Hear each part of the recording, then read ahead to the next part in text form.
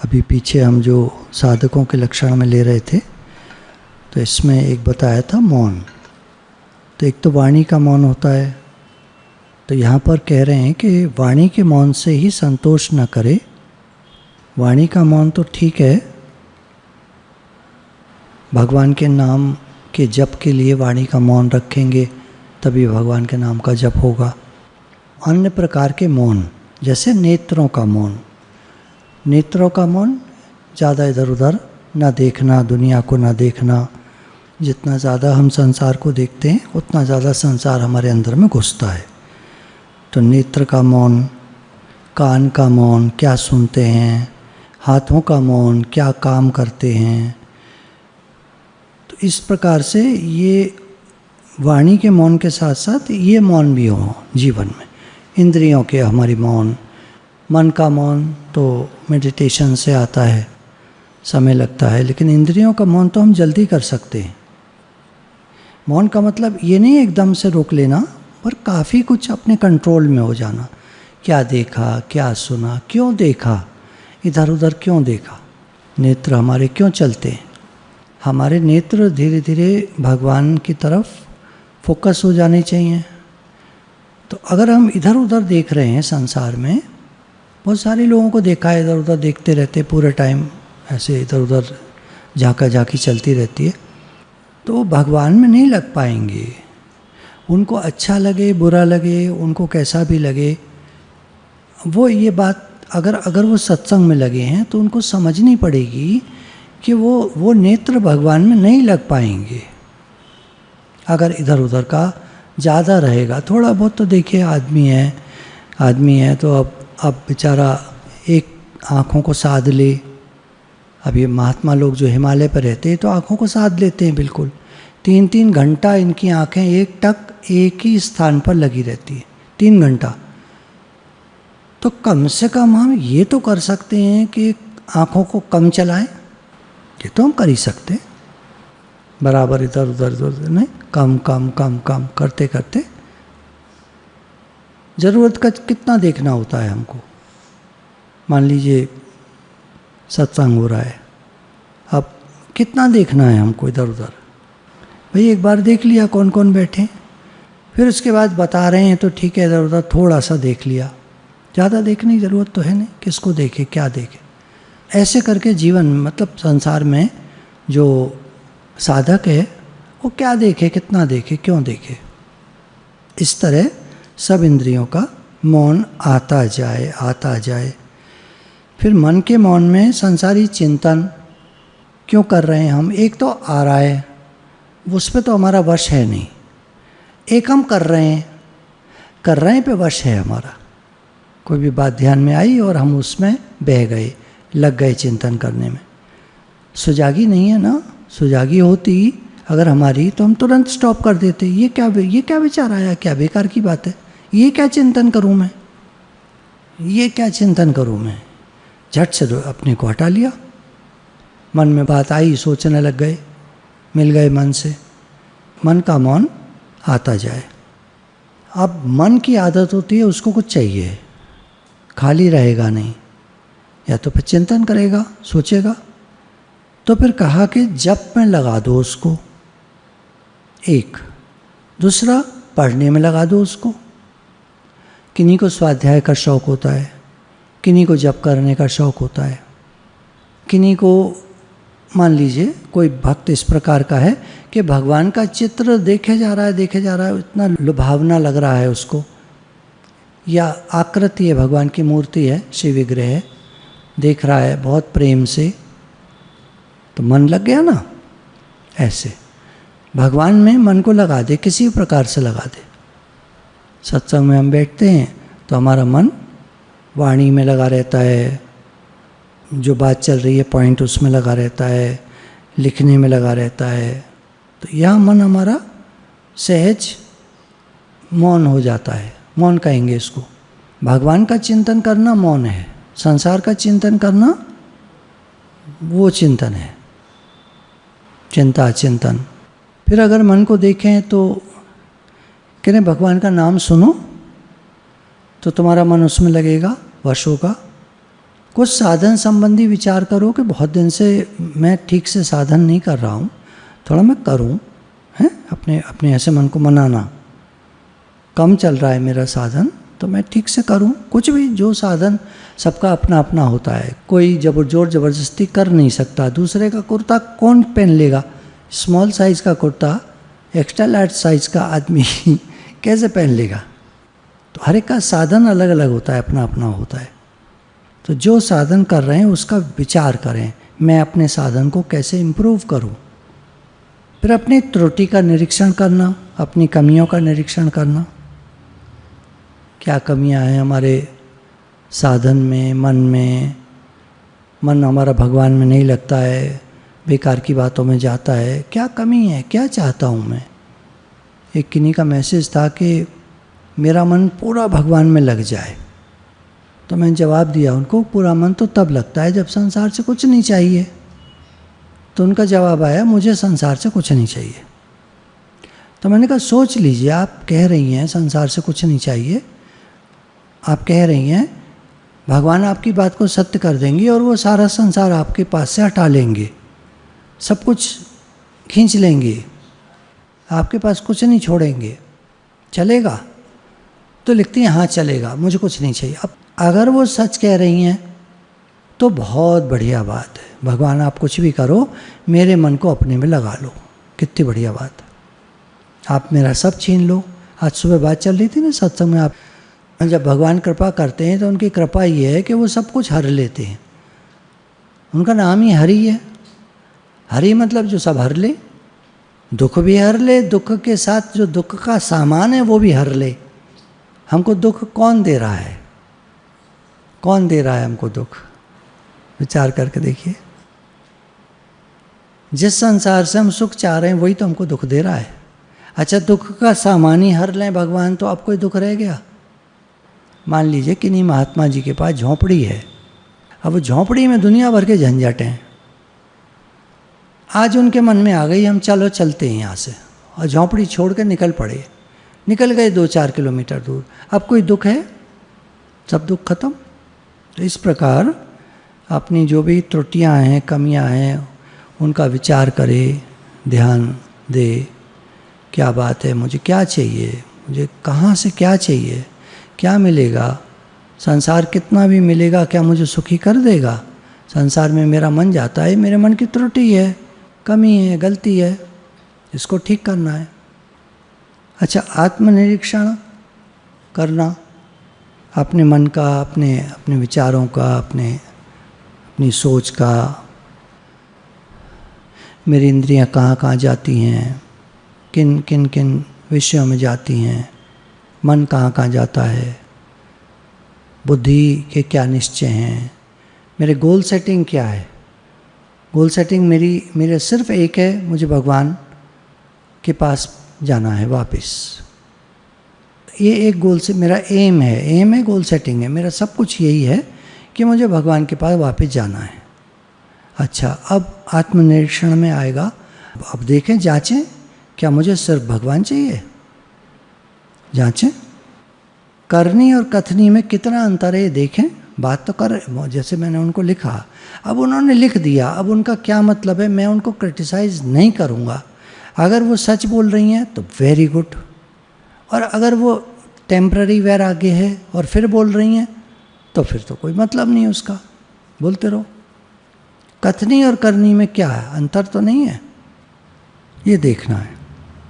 दूसरा, सेवा। साधक ये देखे कि क्या मैं सेवा कर रहा हूँ। सेवा अनेक प्रकार से होती है, अनेक प्रकार से, बहुत प्रकार से सेवा होती है। शरीर से सेवा, मोटा मोटा शरीर से, तन की सेवा, तन से सेवा, गुरु जी के आश्रम में जहाँ हम रहते हैं वहाँ सेवा है, घर पे जहाँ हम रहते हैं वहाँ सेवा है। घर भी तो भगवान का है ना, तो वहाँ जो भी कार्य है वो सेवा है। जो जो जो जो क्रिया सब सेवा है। शरीर से हो गया, मन से सेवा, शुद्ध भाव रखना। अब यहाँ थोड़ी गड़बड़ी आ जाती है। सेवा तो चलो हम लेबल लगा देंगे, भगवान की कर रहा हूँ, भगवान कर रहा हूँ, जो काम कर रहा हूँ भगवान के लिए कर रहा हूँ, जो सेवा कर रहा हूँ भगवान की कर रहा हूँ। मन से फिर साधक को ये जांचना है कि मेरे अंदर श्रद्धा है, क्योंकि श्रद्धा हमको आगे बढ़ाती है, राइज कराती है। अध्यात्म में, स्पिरिचुअलिटी में श्रद्धा का बहुत बड़ा रोल है। किताबें पढ़ डाली हमने, 85 हजार पढ़ डाली, 100 पढ़ डाली, पर श्रद्धा मन में नहीं है तो राइज नहीं करेगा वो व्यक्ति। आप विचार करके देख सकते हैं इस चीज़ को। श्रद्धा से बहुत राइज करता है व्यक्ति, श्रद्धा उसको बढ़ाती चली जाती है। श्रद्धा श्रद्धेय की संपत्ति होती है, बहुत राइज कराती है उसको। पढ़ने से हमारी बुद्धि का विकास हो जाता है। बौद्धिक ज्ञान हमको बहुत हो सकता है, लेकिन श्रद्धा न होने से गहराई नहीं होगी उसमें। किसी को इम्प्रेस कर सकते हैं हम कुछ बताकर, लेकिन वो इम्प्रेशन टिकेगा नहीं अगर हमारी श्रद्धा नहीं है। श्रद्धा हमारी गुरु में, ज्ञान में, भगवान में, भक्ति में, जो हम बोलते हैं उसमें, जो भी हम बोलते हैं उसमें हमारी श्रद्धा होनी चाहिए, भाव होना चाहिए, तो वो असर करेगा। श्रद्धा को पुष्ट करता है सदाचार, कि साधक के जीवन में सदाचार, सदाचार अच्छा आचरण। हम सबको अच्छा आचरण अच्छा लगता है, और हम सबको नहीं, एक दुष्ट आदमी को भी अच्छा आचरण अच्छा लगता है। कितना भी बुरा आदमी हो कोई, उसको सामने वाले का अच्छा आचरण अच्छा लगता है। श्रद्धा को पुष्ट करता है सदाचार, अच्छा आचरण श्रद्धा को पुष्ट करता है। अब श्रद्धा क्या होती है, अगर हम सिंपल लैंग्वेज में समझें, शास्त्र या संत के वचन ज्यों का त्यों मान लेना श्रद्धा है। तो शास्त्र या संत के वचन ज्यों का त्यों मान लेना श्रद्धा है। सीधे शब्दों में अपनी बुद्धि से काम नहीं लेना, जैसे गुरु ने कहा, जैसे शास्त्रों में लिखा है वैसे हमने मान लिया। ठीक है, मानने में जाता क्या है हमारा, मान लिया। अब ठीक है, तो जो तुम कर रहे हो करो, वो तो गुरु ने कुछ नहीं कहा। भाई तुम्हारा अपना जीवन है, जो तुम्हें करना है सो करो, जो खाना है सो खाओ, जो पीना है सो पियो, जो जैसे रहना है वैसे रहो। पर बात मानने की बात आती है, वही बात है, तो अपनी जानते नहीं, हम गुरु की मानते नहीं, तो कहाँ पहुँचेंगे। गुरु की मान लो, मान लो, वो जो कह रहे हैं हाँ जी हाँ जी हाँ जी हाँ। आप जो कह रहे हो 100 बातें, 100 की 100 हाँ जी। क्या चला गया हमारा? कुछ नहीं गया हमारा, मिला ही मिला। अच्छा, कोई बात नहीं समझ में आ रही, छोड़ो। ना समझ का भी तो एक बिन होता है। फाइल जो होती है, मानो कंप्यूटर में हमारे फाइल्स हैं, अब कुछ हमें समझ में आ रही हैं, कुछ हमें नहीं समझ में आ रही। नहीं समझ में आ रही है, हमने एक फोल्डर बनाया, ये अभी हमने समझी नहीं है, हेडिंग टॉपिक डाला उसका और उसमें डाल दी। अच्छा, जो समझ में आ गया वो दूसरे फोल्डर में डाल दिया। तो गुरु की हमें 50 बातें समझ में आई, 50 नहीं समझ में आई, तो फोल्डर अलग अलग बना के डाल दो, उसमें सबके लिए हाँ जी कह दो। भाई हमारा काम बन गया। अपनी बुद्धि से काम नहीं लेना है। बात समझ में आई? कंप्यूटर में क्या होता है, फोल्डर होते हैं, कुछ इसमें डाला, कुछ इसमें डाला, जो समझ में आ गया वो इसमें डाल दिया, नहीं समझ में आया इसमें डाल दिया। ना नुक्र नहीं करनी चाहिए, हाँ जी हाँ जी हाँ जी, बस। गुरु जी का आशीर्वाद मिलता है, गुरु जी का प्रेम मिलता है। समझी नहीं समझी छोड़ो। अब गुरु जी के मैंने उस दिन तुम्हें बात बताई थी, समझ में आई? गुरु जी समझ में तो नहीं आई, पर आपकी सब बात सही है। अब आगे गुरु जी कुछ बोलेंगे, मेरे समझ में नहीं आई, मेरी बुद्धि कम है, पर आपकी सब बात सही है। हो गया? क्या गया हमारा? कुछ नहीं गया हमारा। कितनी बढ़िया बात बन गई। ऐसे करके तो क्या होगा, इससे कह रहे हैं तुम्हारी श्रद्धा बढ़ती चली जाएगी, और श्रद्धा तुमको बढ़ाती चली जाएगी। श्रद्धा का अंतिम फल है श्री भगवत प्रेम या आत्मबोध। ज्ञान में कहें तो आत्मबोध, भक्ति में कहें तो भगवान से प्रेम। ये बढ़ जाएगा, और जहाँ भगवान से प्रेम हुआ, काम पूरा हुआ। अब आगे कैसे? अब आगे श्री नाम जप की निरंतरता बनाओ। ये सब बातें हुई, ये बेस हुआ, नींव हुई। अब नींव पड़ गई, अब बिल्डिंग बनाओ। बिल्डिंग क्या है? नाम जप। प्रतिदिन प्रतिक्षण आगे ही बढ़ते चलें, यही प्रयत्न रहे, सबई मानप्रद आप अमानी। ये धारण में आ जाए, सबको मान देते चलो, खुद अमानी हो जाओ, मुझे अपने मान की चिंता न रहे, सबको मान दो, भैया तुम खुश रहो। अब इन्होंने दो चीज़ों को जोड़ दिया, नाम जप और सबको मान दो और अपने अमानी हो जाओ। अत्यंत आदर और प्रेम के साथ मंद मंद ऐसी ध्वनि पूर्वक जो कान सुनते रहें, मन भी कान के साथ आनंद लेने में लगे। श्री नाम के रस में डूबना, निरंतर अभ्यास बढ़ाना, अपने आप को कृतकृत्य मानना, मतलब कह रहे हैं कि अब क्या करो, नाम जप बढ़ाओ, आदर और प्रेम के साथ नाम जप बढ़ाओ। अपने आप को कृतकृत्य मानना, श्री प्राणनाथ की कृपा का आभार मानना कि मुझ जैसा क्षुद्र जीव, छोटा जीव, गंदा बंदा, आपका परम पावन पवित्र नाम ले पा रहा हूँ, ये आपकी कृपा है भगवान। कितने ही भक्त हुए हैं, कभी भी भक्त चरित्र कोई भी पढ़ रहा होता है तो मैं सुन रहा होता हूँ उसमें कि वो अपने लिए कहा करते थे कि हम तो बहुत ही नीच हैं। अरे भैया, तुम 24 घंटे में 22.5 घंटा नाम जप कर रहे हो और 1.5 घंटे में तुम बाकी के सब काम करते हो, लेटरिन बाथरूम सोना वोना सब। 22.5 घंटे नाम जप करके कह रहे हो हम तो अत्यंत नीच प्राणी हैं। तो भैया हमारे लिए कोई जगह बची इस दुनिया में? चलिए, हम ये तो कर सकते हैं कि हम भगवान का नाम लें, नाम लेने के बाद ये कहें कि हे प्राणनाथ, आपकी कृपा कितनी ज़्यादा है मुझ पर कि मैं नाम बोल पा रहा हूँ आपका।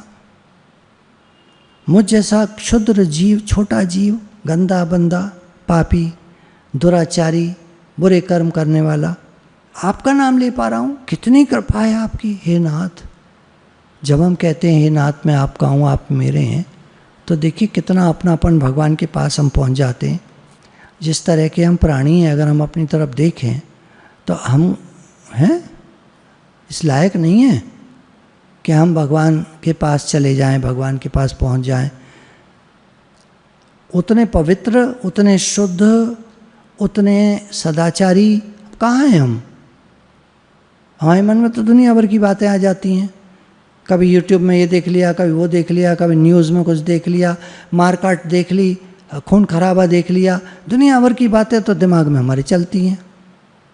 कभी क्रिकेट चलेगी तो क्रिकेट नहीं चलेगी तो कुछ और न्यूज़ में देख लेंगे तो वो चल जाएगी, तो कभी कुछ चल जाएगा, कुछ चल जाएगा। हम इस लायक कहाँ हैं कि हम भगवान का नाम ले पाएँ? कितनी कृपा है भगवान की, कितनी दया है उनकी, कितनी करुणा है उनकी कि वो फिर भी कृपा करते हैं हम पर, हम जैसे क्षुद्र जीवों पर। ऐसा अनुभव करना, तो अगर ऐसा अनुभव होता है, देखिए कोई हमसे कहे कि बाबूजी आपके तो बड़े एहसान हैं हम पे, हम तो कुछ भी नहीं, हम तो किसी लायक नहीं। तो हम कहे अरे भैया ऐसे मत कहो, ऐसे मत कहो, है। तो जब हम ऐसे बोलेंगे भगवान के सामने जो भी बात चली, तो भगवान कहेंगे ना, अरे बेटा तो मेरा ही बच्चा है, ऐसे क्यों कह रहा है? कृपा करेंगे भगवान हम पर। तो ये जो बात बार बार कही जाती है कि तिनके के समान हो जाओ, मतलब आप अमानी हो जाओ, अपने को बी नथिंग करके जानो, ये सब क्या है?